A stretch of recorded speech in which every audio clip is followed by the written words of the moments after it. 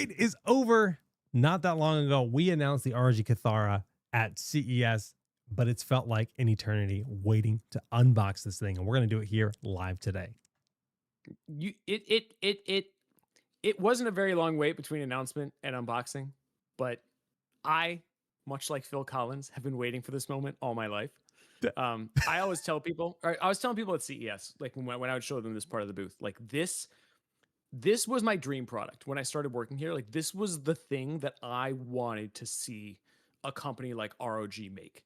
And to actually see it come to fruition is so exciting to me as kind of as an audiophile gamer. Okay. So So I'm elaborate on wearing it on that a my little head bit. for Like those of you who can't tell. what makes this so different from our Yeah. standard gaming headphones?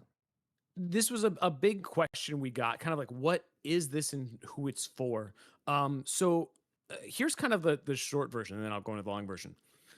For a long time, gamers would typically have to choose, right? Do you want a closed back? Here, I'm gonna show this off here. Do you want a closed back headset with a built-in mic and gaming features like surround audio and all that Hmm. stuff? Hmm. Or do you want an open back set of headphones with a more kind of audiophile style design and sound signature that have incredible quality, but don't come with the gaming features you want? You have to add those on or get a separate mic like this or whatever. Hmm. Now you can get all of those things in one incredible package, right? That's the ROG Kithara. It is a gaming headset with gaming features, but it is an open backed planar magnetic set of audiophile grade headphones. So what does that mean? Here's the more detailed version. Let's start by talking about what open backed headphones are. If you look at my Delta II headphones here, right, the ear cups are closed. They've got full cover plastic on the side. They don't let sound leak out. If Jake were sitting right next to me in the room and I were wearing my Delta IIs, he would not be able to hear my music or my game, Unless you were and like I wouldn't be really able to hear blasting him it, I talk might to me. hear it Yeah, unless I muffled, made it but really like, blasted. yeah, yeah. It's not active noise canceling, right? But it is noise isolating. I wouldn't really be able to hear him talk, and he wouldn't really be able to hear my stuff. Right. Open backed headphones, on the other hand, like the Delta II, have a grill on the ear cups. You can see this. I think we have an image of this too, Jake, if you pull it up.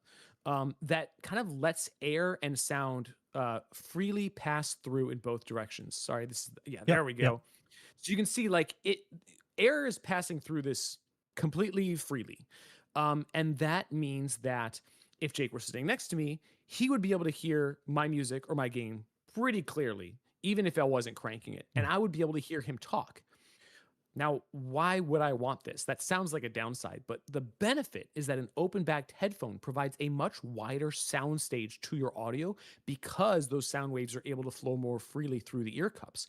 So it makes the audio feel more open, more spacious, more realistic. That's really great for music, but it's especially useful for games where spatial positioning and all of that stuff can be really important. Or if you're playing a cinematic game and you just want to feel more immersed, right? Like you're in that world, that open soundstage is really incredible. I cannot stress how amazing it is. And once you've experienced it, you'll really understand what I mean. And I'm sure some people in chat will be concurring here, those who've actually heard open backed headphones. But it's not typical to see a gaming headset in that form factor. Right. Now, the other half of this equation is the drivers. We said, if we're going to set out to make a hi-fi open backed headphone, we're going to do it right. So we partnered with HIFIMAN, who is one of the top names in audiophile headphones today, in large part due to the planar magnetic drivers that they use. Now, most headphones you're probably familiar with use what's called a dynamic driver. It uses a voice coil attached to a cone diaphragm. Like when you think of a speaker without the grill, like you're picturing that cone. Planar magnetic drivers are different. You can kind of see it in this picture. There's a really thin, flat diaphragm with a bunch of conductive traces all throughout it. And it's suspended between two magnetic fields. And when you put current through it, it moves the entire diaphragm to generate sound. This approach gives you really vivid detail in the audio with less distortion than typical dynamic drivers. These headphones also have a super wide frequency response. It has a very balanced sound signature that we tuned custom for this headset. This is not just a HIFIMAN headset that we like slapped a logo on. We gave them the specs that we wanted, and then we built and tuned the headphone to a very specific sound signature. So the bass is going to be strong, but not overpowering, like you hear on some headphones. The mid range is going to be very clear, and the treble will be present, but not harsh. It has a very pleasing, warm sound that will fit, I think, a lot of people's preferences. Hmm. So if you have not heard a headphone like this before, it is truly a revelation in sound quality, and it will put a lot of other gaming headsets to shame. Now, that said, our Delta II in particular still holds up pretty well against this, and I'll talk about that a little bit later. And I'm going to pop this link into chat for those of you who are curious if you want to hear about, read more about like what makes planar magnetic headphones unique. But from there, I want to go to our unboxing. Let's unbox this thing. Let's talk about what is in the box, what it sounds like. I'll do a mic test, and then we'll kind of talk about how it's positioned and how it compares to things like the Delta II and like some other headphones. Okay. Let's do it. Zinky asks, is it good for music though? Yes, it's amazing for music. Amazing. Well, here's the box. We can see this is an actual proper unboxing. Sometimes I cheat. I rip things open. This one, it's been painful leaving it boxed. That you didn't. I know. I wanted to be good. I wanted to give. As soon as I got it, I wanted people to get the real, full, authentic unboxing experience as I rip those tabs and I screw those tabs up. Excellent. Good job, Jake. Yeah. Good job. I'm like, oh, I don't need a knife. So I didn't get a knife because they're designed to be pull tabs. And this is what I get. This is what I get. John says he tried them at the booth during CES and holy, they sound nice. Yeah, that was the reaction we got from a lot of people. We actually had, it was really cool. They had this this dedicated booth with a bunch of sound dampening material on the sides. You would like go into the booth and it would kind of dampen the sound of the show floor. So you could listen to the headphones. We had a high quality amp that we actually used to manufacture plugged into it, and you could listen to whatever you wanted to. It was really cool. Yeah. All right. We're almost there. We're almost there. I had to get those tabs off properly. And then, wow. Embryonic, I have not listened to movies with these yet, but I have listened to movies with very similar headphones from HIFIMAN and others. And yeah, movies also sound amazing. Like basically everything sounds great on these. That's what's so great, is that this open sound stage you get from the open backed ear cups makes everything sound better. It's not like an either or thing. Like in terms of sound quality, it makes everything sound better. Okay, here we go. Open the box. You immediately get this card with a graph of the frequency response on it. For those of you who are into headphones, that's pretty cool. You understand why that's cool. Very nice. Little thank you from our team. And then it's got like kind of a quick start guide, but we can kind of explain some of this as we go. Yep. McLean just says, what kind of connectivity options do we have? Let's take a look. Look at that. So you've got two different types of cables in the box with the headphones and some adapters. So let's talk a little bit about what these do. You've got two sets of cables. One of them comes with this boom mic, right? And it's a standard cable. It's got an inline volume control thing here that you can see. Jake will show it when he gets it out. And that has two prongs on the end, one for the mic, one for the headphones. The other one is a balanced cable. So, okay, that Jake is showing off the one that I just showed off. That's the one with the mic. It plugs into both sides of the ear cups, as you can see here. And then that is a balanced cable, the one that looks a little bit more braided.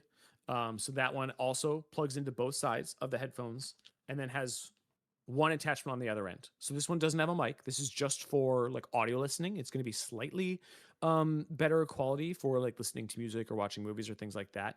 And it comes with 3 different connectors for the end. So you've got a 3.5 millimeter, you've got a 1/4 inch, and I think you've got I think it's a 4.4 millimeter or something like that, which is one that I personally haven't used, but is also big in the audiophile community. So you've got, no matter what kind of amplifier or if you're plugging it into a receiver or something like that, we've got all the connections for you. And then that USB-C adapter allows you to plug in, if you're using the mic, if you are connecting to a device that doesn't have a separate mic and headphone jack, 2 jacks like a PC does, you can plug them into that USB-C adapter and plug it into anything. So you could plug that into like your Ally or that's awesome. Your phone, something like that. Your phone, yeah, totally. So we give you as many different options as you can to fit a bunch of different use cases with this. But it's all analog except unless you're using that USB-C adapter. So there's no RGB or anything like that, as you'll notice. And you may I want to call this out because I did mention it. People, its impedance is not super high, so you can just plug it directly into your PC or your phone. But those of you who are into audiophile gear, like, yeah, you are going to get a better experience if you have an amplifier. Mhm. You'll be able to turn the volume a little bit higher. You're going to get a little bit less extra noise from your PC or anything like that. So if you have a separate amp and DAC, those are really going to make these shine, but it is not required.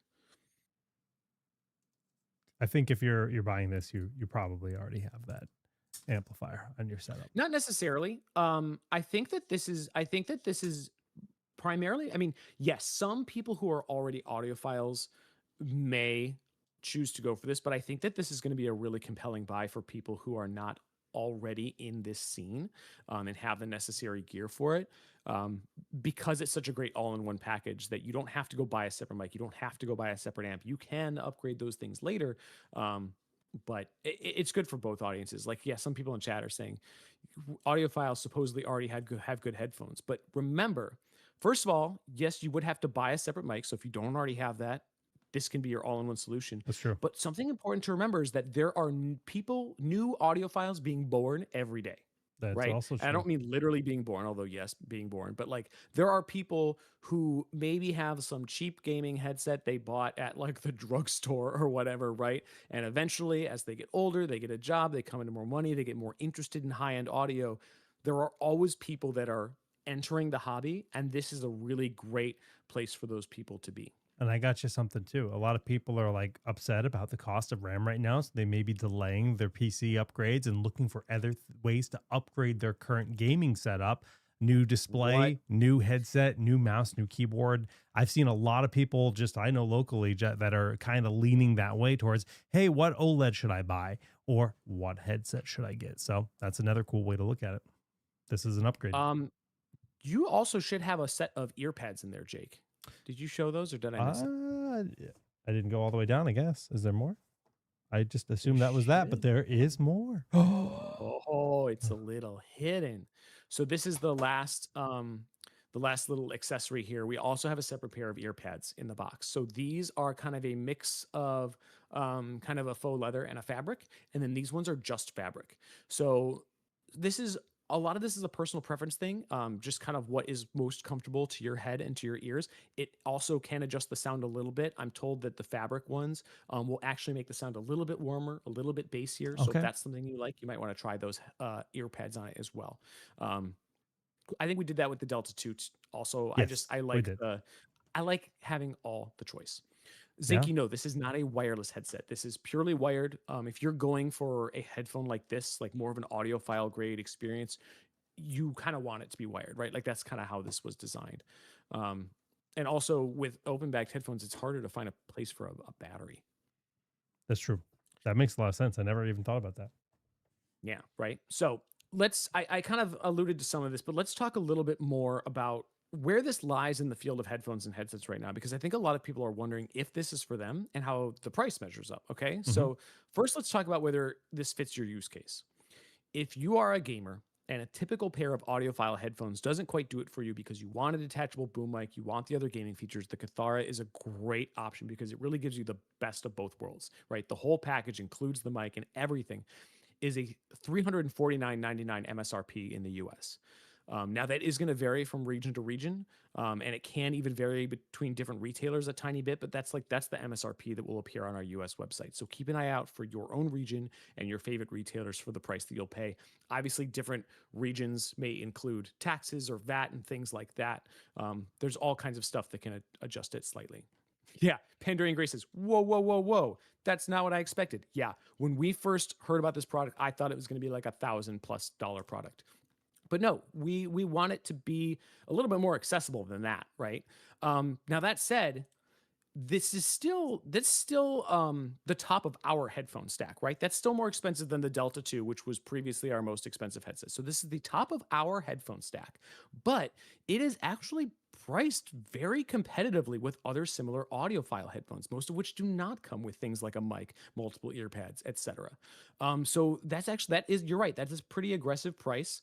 But we know that people are price conscious, and we wanted to price it well, and we have the advantage of manufacturing these at enough scale to make it hit that price point. Is it lesser than the rest of the HIFIMAN line? No, HIFIMAN has headphones all across the different price ranges. HIFIMAN actually absolutely has headphones like around this price or even a little bit cheaper. But I think for the price, these are going to compare very competitively to not just HIFIMAN's own offerings, but to other audiophile offerings on the market and other gaming headsets. Now, here's the thing.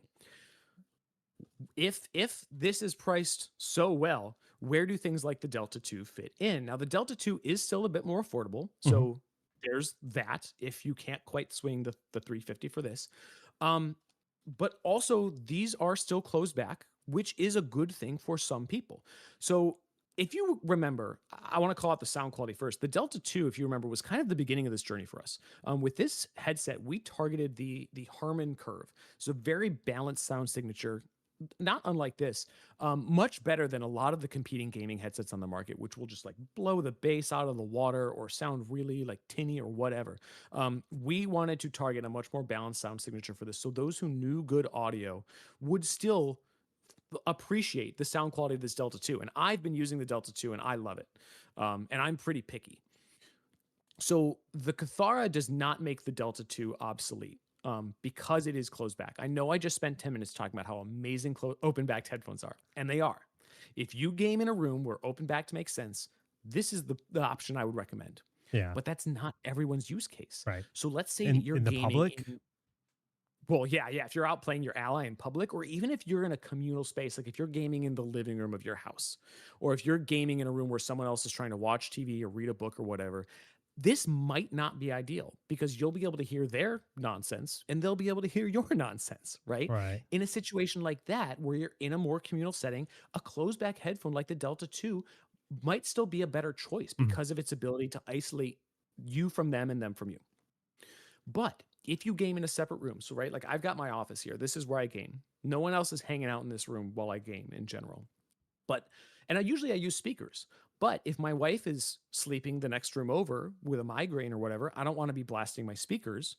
But I can use an open backed headphone because she's not going to hear this through the wall. And then I get all the benefits of the improved sound stage and stuff like that versus a closed back. So I hope that kind of makes sense why you would choose one over the other. Yeah, I think so. And you know, and some of it's just personal preference too. Both of them are great options. Both of them are insanely comfortable. I'm a big fan of the open soundstage on these. So these would be like, if I were picking one headset from ROG, these are the ones that I would probably pick.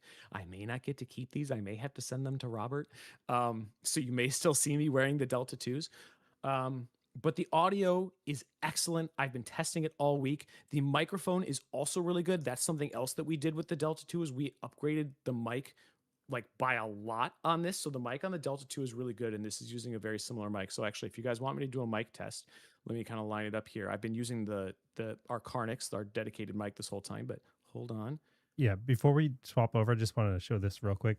The quarter-inch adapter, this is something I was just fiddling with as you were going through all that. One thing I like is that it's threaded. So you actually, there's kind of like a key point where you stick it in, then you just thread it on, and you're not going to have to worry about those adapters coming off. Because once you kind of choose, hey, I want to use quarter-inch, or hey, I want to use the 8mm, is that what they are? Then you're committing to that, and it just threads right on. So that's nice. I like that a lot. So this is what the mic on the Kithara sounds like. Now, obviously, it doesn't sound quite as good as my dedicated microphone here, but for a boom mic on a gaming headset, this is actually a big improvement over a lot of the other mics you'll hear, especially on some of the cheaper headsets out there. Yeah. I've been very, very pleased with it on both the Delta and this. I think both of those are great options if you're gaming with friends and you don't need something like this because you're not streaming or whatever. This is going to do a great job, and you're probably going to sound better than a lot of your friends do. Oh yeah, definitely. I wish my friends had that microphone for their headset. I will say that I did put a little bit of EQ on this just because we're doing this live, but you can do that too easily on your end with whatever software you want to use. Yeah, that's always something I recommend. No, sounds great. Switch back to the Carnix now. Yeah. I just know people wanted a mic test. I'm sure you'll get other mic tests as reviews come out and things like that. So this is coming out in February. So this is gonna hit shelves pretty soon. Keep an eye out. Again, $349.99, which is kind of an insane price for how good this headset is. If you can't quite That's swing that, we've still got the Delta II, which are a bit cheaper and go on sale frequently. I think these are even on sale right now. And we've also got the ROG Pelta, which sound great and are super comfortable. And those are another step more affordable than that. So we've got a pretty solid lineup of headsets right now that this really completes. And yeah. I'm just so excited for you guys to try it out. I see a lot of people in chat that are really hyped for this. A few people who have tried it at CES that were really impressed. So yeah, this has been my dream product for a while, and so props to the engineering team for making this happen. Yeah, super exciting. I'll be obviously giving my opinions on it tomorrow during the stream. I'm going to be plugging them in as soon as we get off air today because I cannot wait to hear them. Yeah, and they're perfect for your setup because they're analog and stuff. That's true. That's true. So that is it for our main topic today, guys. If you're watching this on YouTube after the stream, did you know that this is only part of the show? Just a small portion of the show. If you want to see the full ROG Pulse stream, you can tune in live every Thursday at 3 p.m. Eastern, noon Pacific. During the full show, we do all kinds of other stuff. We do giveaways, we talk about games, we answer your questions about any of our products, not just the one we're featuring that day. So be sure to watch live to see the full show. If you want to see all of this RO gear, like the Kithara in action, follow and subscribe right here to the ROG Twitch and YouTube channels. Jake will be streaming games on Tuesdays and Fridays using his full ROG battle station, including his new Kithara headset. Yeah. You can also check out our other YouTube channels like the Asus North America channel, where our colleague JJ goes in depth on a lot of new products on his Friday live streams. So it's not just Thursdays. We're always streaming. It's in some part of the world. So come check us out and we'll see you there.